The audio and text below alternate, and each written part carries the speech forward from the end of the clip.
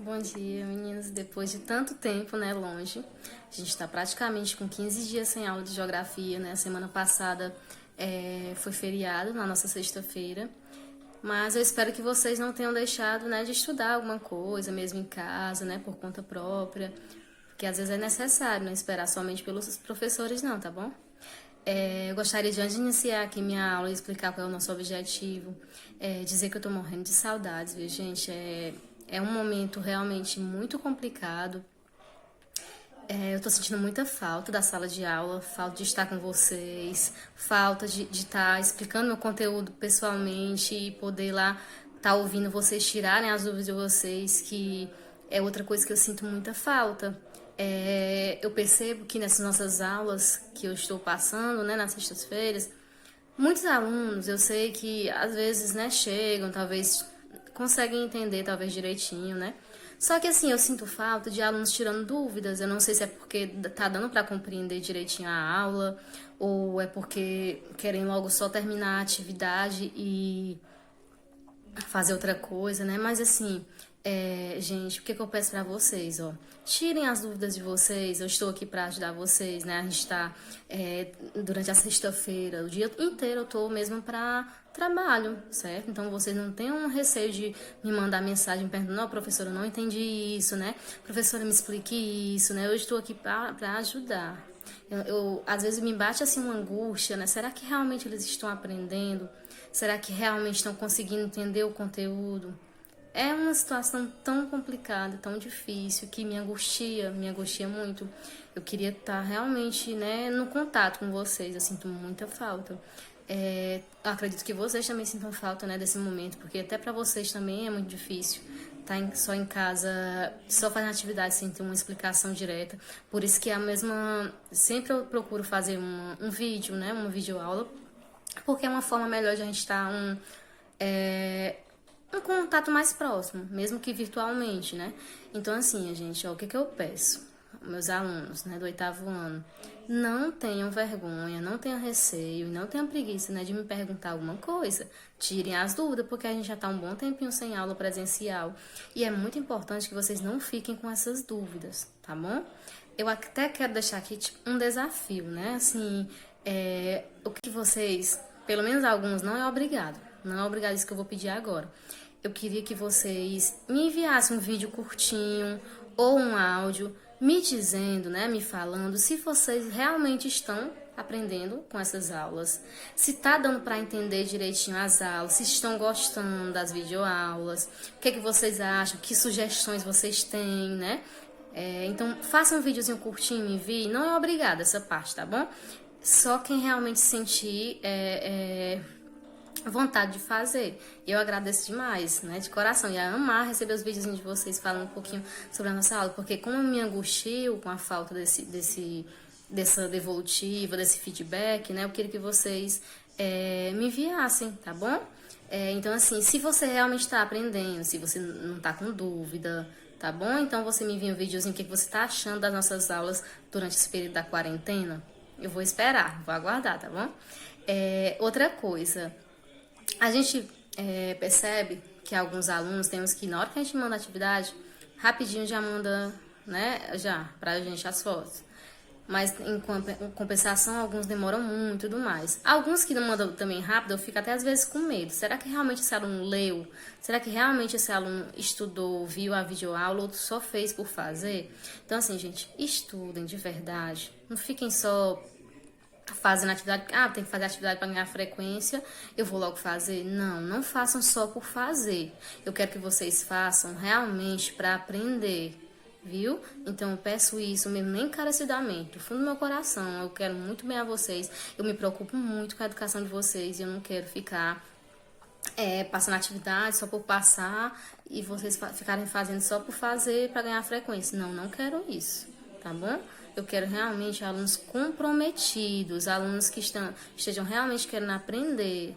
A gente vai passar por isso, né? E quando a gente voltar, a gente vai, né, fazer um momento especial com vocês. Depois a gente estudar, vocês vão valorizar muito mais a escola, eu tenho certeza disso, tá bom? Então eu peço isso. Quem puder, fazer realmente um videozinho, ou mandar só um áudio, se não tem coragem de mandar um vídeo, mandar um áudiozinho falando o que tá achando das nossas aulas, se tá dando para aprender, tá? Se tá aprendendo alguma coisa, tá bom? E quem tiver dúvida, não esqueça, não deixe de me enviar nada, viu? Outra coisa, na nossa aula de hoje, o que a gente vai fazer? Vocês sabem que a gente está finalizando, hoje mesmo a gente está finalizando o nosso primeiro período. E durante as nossas aulas, dentro da sala de aula, a gente aprendeu alguma parte do conteúdo, né? A primeira unidade do livro de vocês. E a segunda unidade, a gente só pôde, né, iniciar durante esse período da quarentena. O que acontece? Vocês precisam ser avaliados, né? Então, assim, com base, como vocês sabem, a gente tem 3 notas, né? A nota subjetiva, que é um trabalho que geralmente eu passo, a nota da prova, né, e a nota do desempenho de vocês. Então, como é que eu vou avaliar vocês? Com base, né, a primeira nota vai ser com base nas atividades que vocês estão me enviando, tudo mais, eu estou observando quem está fazendo e tudo mais. E a outra nota vai ser, hoje vocês irão fazer uma avaliaçãozinha, tá bom? Mas no final do vídeo eu explico como é que vai ser essa avaliação. Mas hoje o nosso objetivo da nossa aula de hoje é revisar um pouco dos conteúdos que a gente viu durante o primeiro período, justamente para vocês poderem fazer a prova e, né, eu poder avaliar vocês por ela, tá certo? Então esse é o nosso objetivo. Então até o final da aula vocês vão relembrar de alguns conteúdos que a gente viu durante esse primeiro período, certo? Do nosso ano letivo, tá bom? Então, como é que vai ser nossa aula? Eu vou colocando aqui algumas imagens, né? Primeiro eu vou colocar os tópicos que a gente vai estudar durante a nossa aula de hoje, de acordo com os conteúdos que a gente viu durante esse período. E aí eu vou, no decorrer da aula, colocando mapas, né, imagens e explicando, tá bom? Então, preste atenção na minha explicação, na minha revisão durante essa aula. Não deixem de assistir. Vamos ver agora a imagem aí mostrando todos os tópicos. Pronto. Vocês lembram que o primeiro conteúdo que a gente viu foi sobre os continentes, né? Então, a gente vai estudar sobre os continentes, vai relembrar, aliás, né? Estudar não, a gente já viu, a gente vai revisar. Alguns conceitos da geografia, vocês lembram? Estado, nação, país, território, governo, certo? Sobre esses conceitos. Diferentes tipos de regionalização, como é que o mundo pode ser regionalizado de acordo com o seu desenvolvimento, de acordo com o IDH, e também os tipos de migrações que a gente estudou, né, que foi um dos últimos conteúdos que a gente viu sobre os tipos de migrações, como, por exemplo, os refugiados, né, as migrações clandestinas, certo? As migrações do tipo mesmo por conta própria, certo? Então, a gente vai estudar um pouquinho sobre esses 4 tópicos aí. O primeiro conteúdo que a gente vai ver são os continentes da Terra. Vocês lembram que os continentes se referem às grandes extensões de terras, né, que estão em relação ao nível do mar. Eles são chamados de continentes. E aí, assim, ó, gente, ó, os continentes, como vocês já sabem, né, como são essas extensões de terras, certo? Existem 2 critérios para poder regionalizar os tipos de continentes no mundo, certo? Existe o critério que você vai estudar em sala, que até coloquei na imagem anterior, né? Geográfico-geológico e o critério histórico-cultural. Como assim? Né? Por exemplo, eles perceberam que os continentes, já vocês vão ver a imagem que eu vou mostrar para vocês, é melhor de entender, certo? De acordo com a posição que estava localizada as terras, né, pelo planeta, eles deram, então, somente o nome de 4 continentes, certo? O Euro-Afroasiático seria um continente, certo? A América, certo? E a Oceania e a Antártida. Seriam somente 4 continentes. Só que isso porque eles viram que, por exemplo, a Europa, a Ásia e a África formavam apenas como se fosse apenas porque eles estavam tipo unidos, ligadas, como se fosse uma península. Vocês lembram que era a península que eu expliquei? Que é uma parte, né, como se fosse uma parte de terra cercada de água por todos os lados, só que tem a parte dela unida a outro território. E aí se torna uma península, ao invés de uma ilha que seria ao redor de água, né, por todos os lados. E aí, então, só que o que acontece? Com o passar do tempo, os estudiosos perceberam que, por exemplo, a Europa, a Ásia e a África tinham história, a cultura deles eram totalmente diferentes. E aí, então, eles criaram outro critério para regionalizar, para separar, né, para dividir os continentes em 6, porque eles achavam, né, que a história, a cultura do povo era totalmente diferente. Então, de acordo com o critério histórico-cultural, que é o mais utilizado, Por que é o mais utilizado? Porque eles acham que seja o mais importante, já que vem trazendo a questão da história, da cultura, do povo. Então, é regionalizado em 6 continentes. A América, né, que é justamente o continente onde o Brasil está localizado. A Ásia, o maior continente do mundo, certo? Inclusive, onde está situada a Rússia, que é o maior país do mundo. Temos a Europa, que é onde está situado, né, o número dos maiores países mais desenvolvidos, países mais ricos. Nós temos a África, certo? Que é um continente também riquíssimo, assim, em relação à questão natural, mas em relação à questão, né, social, muitas pessoas passam por dificuldades, né, pobreza e tudo mais, certo? Nós temos a Oceania, que é considerado o menor continente do mundo, onde fica situada a Austrália, que inclusive 90% do território, né, é formado somente pela Austrália. O restante são outras ilhas menores. E tem outros 2 países também que se destacam um pouco, como a Nova Zelândia e Papua Nova Guiné, tá bom? E nós temos a Antártida, que é um continente também, certo? Mesmo que seja um continente quase que, vamos dizer assim, mais isolado, porque realmente, né, ele não é um continente que não pode ser habitado. É algo, já existe todo um tratado, né, que ela não pode ser ocupada e tudo mais. É mais para questão base científica, certo? Mais para estudos, né? Pesquisa, esse tipo de coisa, ou então turismo, certo? Então, esses são 6 continentes. Então, é com base no critério histórico-cultural, certo? Estudem no livro de vocês, que lá também fala. O primeiro continente, né? O primeiro capítulo de vocês fala sobre esse assunto, tá bom? Então, estude. Vou colocar aqui o mapazinho mostrando para vocês. Pronto, aí tem mostrando 6 continentes que são mais, assim, usados, né? Hoje em dia, no caso, que é de acordo com o critério histórico-cultural, que é a América, que está aí verde, né? A Europa de vermelho, a Ásia aí de laranja, a Áfricazinha de amarelo, a Oceania está aí de rosinha, né? E a Antártida de azul. Então, é os 6 continentes que são mais utilizados de acordo com o critério histórico-cultural, certo? Então, assim, analisem aí, busquem mais informações sobre cada um dos continentes, tá bom? Outro conteúdo que a gente viu, né, gente, foi sobre os conceitos, a geografia.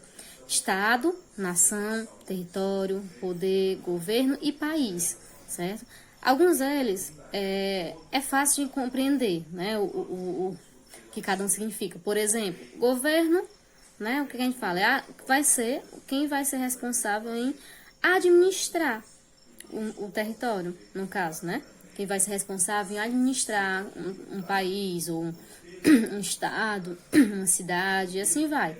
Quem vai governar, quem vai administrar.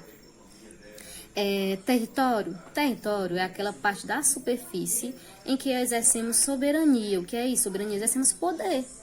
Por exemplo, no quarto de vocês ou na casa de vocês, quem é que manda lá? Né? Os pais de vocês, certo? Ninguém pode chegar na casa de vocês e ir lá se adentrar dentro da casa e fazer o que quiser lá, não. É um território seu, né?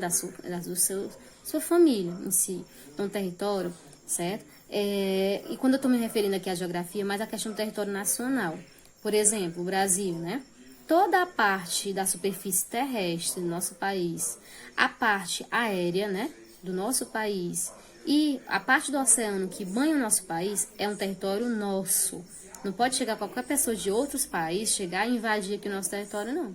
Tá bom? Por quê? Porque o governo do nosso, né, país, ele exerce soberania, temos soberania sobre ele. Ninguém pode chegar aqui e fazer o que quiser fazer, não. Tá bom? Então, esse é o conceito de território. Conceito de, por exemplo, né, de nação. Conceito de nação e de povo, fala logo nação e povo, que é bem parecido.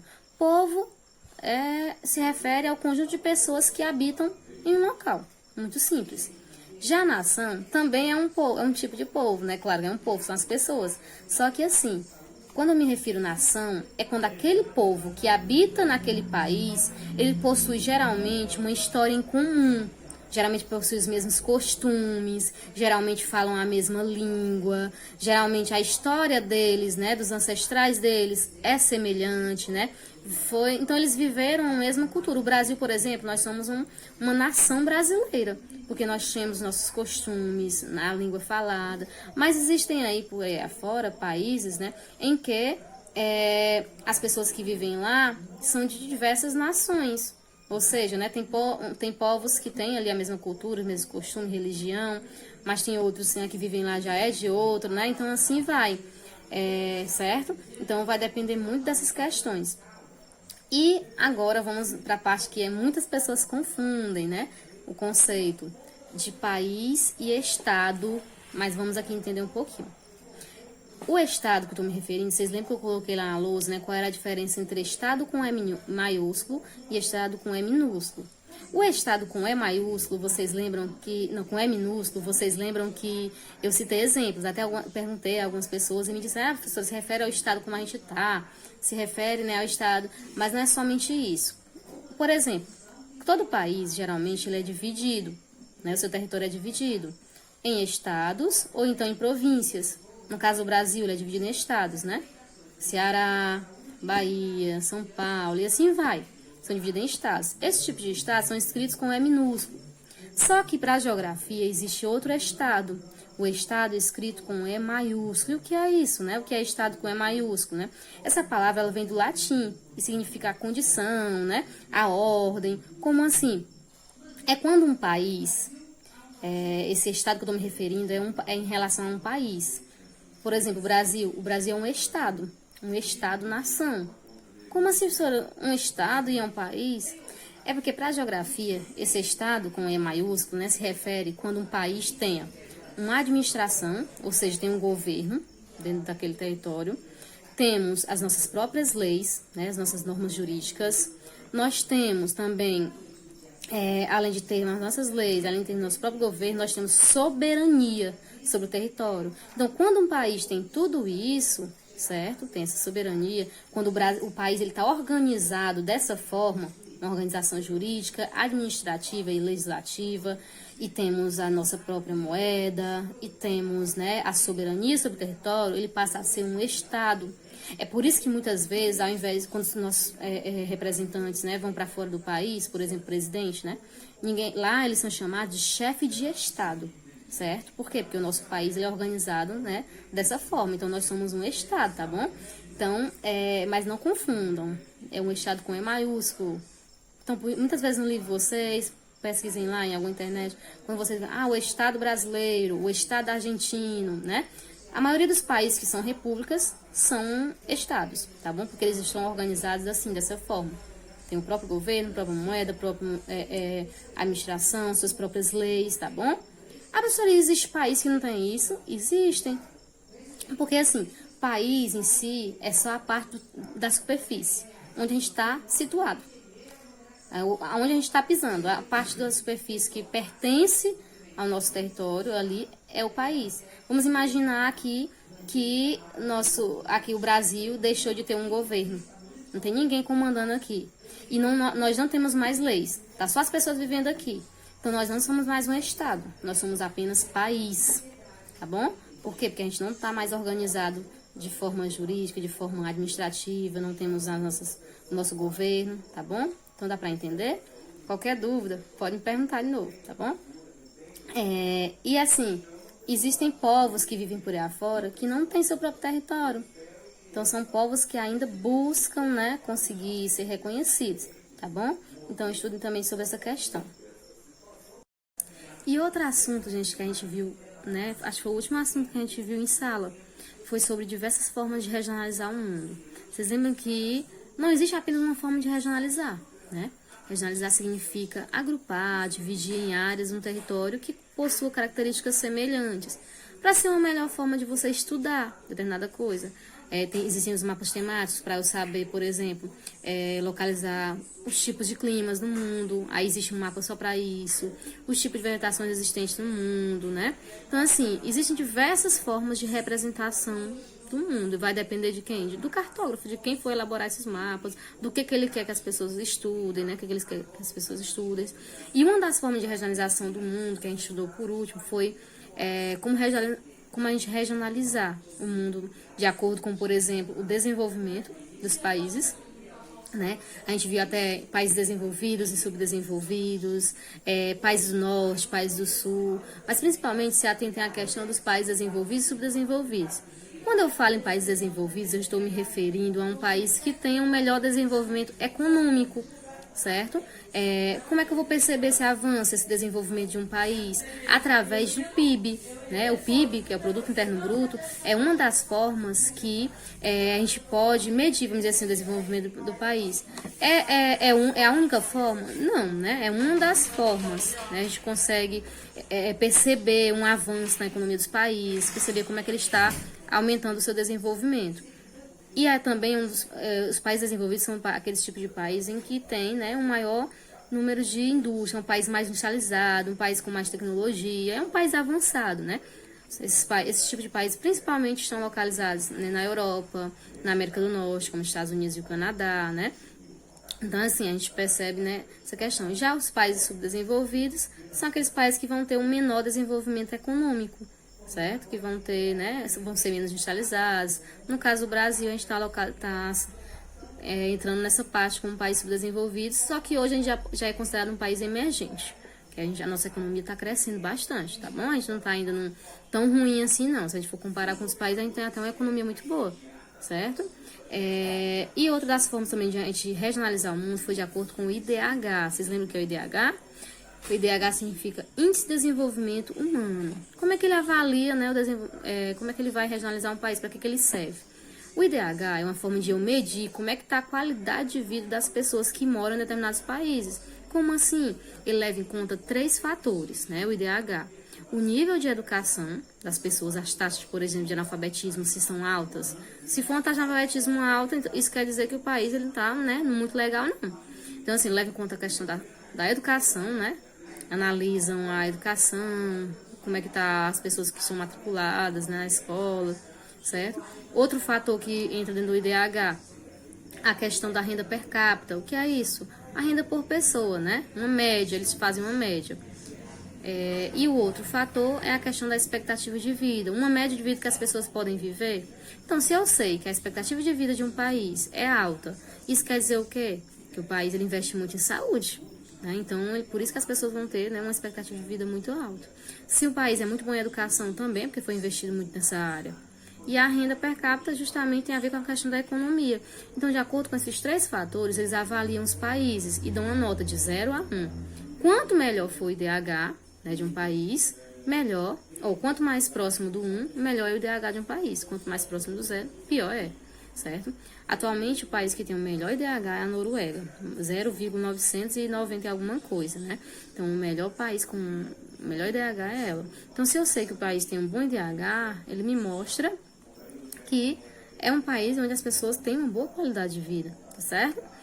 Ah, professor, não quer dizer que está um IDH lá em cima, então não existe ninguém que não tenha problema? Ah, um país é desenvolvido, professora, um país rico, então não tem ninguém que passe fome, que passe por problema de desemprego? Claro que existe, né? Em qualquer país sempre vai existir, só que vai ser o quê? Menos problemas. Vou colocar aqui alguns mapas que vocês até já viram na sala.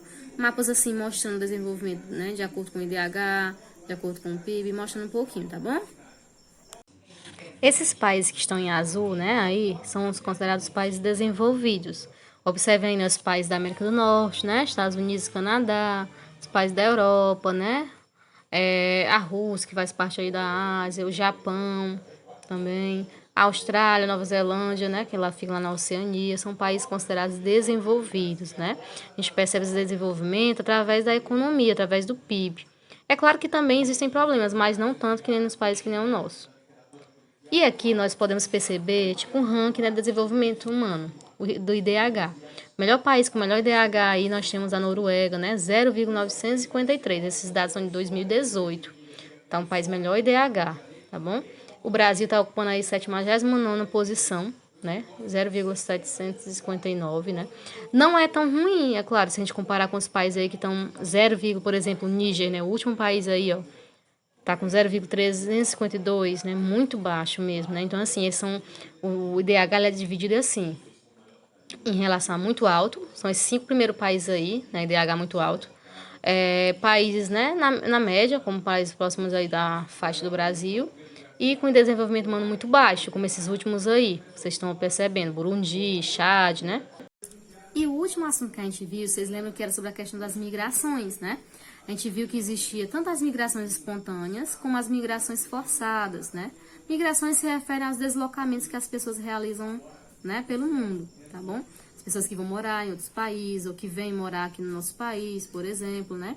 Existe a questão dos termos, vocês também já estudaram, a emigração, né? O emigrante se refere às pessoas que saem de um país e imigrante é quem chega naquele país. E assim, né, nos tipos de migrações que a gente viu espontâneas, por exemplo, as pessoas que decidem morar em outros países, né, por conta própria, porque querem mudar de vida, né, e tudo mais. E as migrações forçadas, às vezes, muitas vezes pode ser por questões mesmo que são obrigadas, como no caso os refugiados, que é um assunto muito atual, é um assunto muito polêmico, né, a questão dos refugiados. Eles se sentem obrigados a sair do seu país de origem, não é porque eles querem sair, né? Ah, eu vou para ali morar em outro país porque eu quero. Não, não é por isso. É porque geralmente no seu país está acontecendo guerras, né? Os conflitos. Eles estão sofrendo perseguições religiosas, perseguições políticas, étnicas, por desastres naturais, um terremoto, tsunami, né? E por diversas questões que os obrigam a sair do seu país. Não por querer, mas porque não tem outra opção. E aí essas pessoas, gente, elas passam por extremas dificuldades, né? Tentando chegar em outros países, principalmente elas geralmente são pessoas que saem de países pobres da Ásia, né? Do Oriente Médio ali. Não é nem questão de pobreza, não, mas a questão de conflito mesmo, né? E perseguições, porque tem muita questão de religiosa. E aí, assim, elas acabam indo para países mais próximos, porque eles ainda têm a intenção de um dia voltar, né? Elas não querem ficar para sempre naquele país. E assim, elas vão para países próximos. Chegando naqueles países, encontram dificuldade. Primeiro, que eles não querem aceitar essas pessoas. Segundo, que elas não conseguem emprego, né? E assim vai, surgindo vários outros problemas. Então, os refugiados é um tema muito atual. Eles passam por dificuldades durante todo o processo, né, a passagem que eles fazem, tá bom? Então, assim, gente, ó, aqui finalizou a nossa revisão. O que vocês vão fazer agora, né? Além do desafio que eu quero que vocês me mandem, né? Não obrigado, mas eu quero que vocês me enviem. Eu quero que agora vocês respondam a nossa avaliaçãozinha. A avaliação vai ser colocado aí, né? Um link, um formulário, onde você vai clicar nele e lá mesmo você vai responder as questões. A primeira, segunda e terceira questão, vocês vão responder, são perguntas abertas, né? Discursivas, de acordo com 2 vídeos sobre os refugiados que vocês vão assistir, que está no próprio formulário. E as outras questões, né, são de marcar. Não precisam fazer no caderno, é no próprio formulário.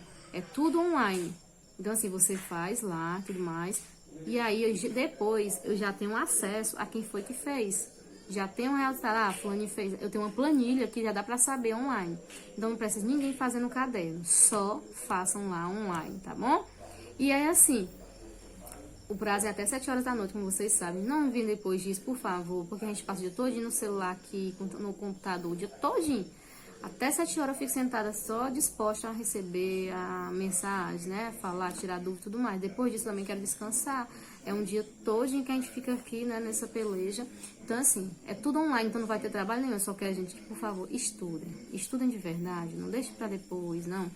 Escutem o meu vídeo todinho, leiam os vídeos. Pode ler o livro de vocês também, o capítulo que a gente estudou, revisou, né? Tem no livro de vocês, tá bom? Beijo e espero que a gente tenha um bom retorno. E na próxima aula, a gente vai fazer, tipo, a correção, né? Do que vocês fizeram no trabalho, na provinha. E ver um conteúdo novo, tá bom? Tchau. Não esqueça, bons estudos. E me envie o vídeo aí quem puder, tá bom?